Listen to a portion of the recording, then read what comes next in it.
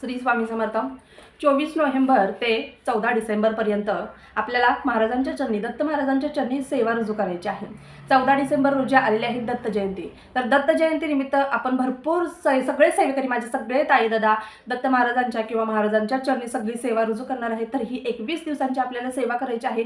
महाराजांच्या चरणी ही सेवा रुजू करायची आहे। आपल्या जीवनात काही प्रॉब्लेम सुरू असतील, आर्थिक परिस्थितीला तोंड देत असो किंवा संतती होत नसेल, लग्न जमत नसेल किंवा घरातील काही आर्थिक समस्या उद्भवत असतील सारख्या किंवा कधी करणी बाधा असेल, भूत प्रेत पिशाच बाधा असेल, या सगळ्यातून मुक्तता हवी असेल तर तुम्ही आवर्जून 21 दिवसांची सेवा महाराजांच्या चरणी रुजू करायची आहे।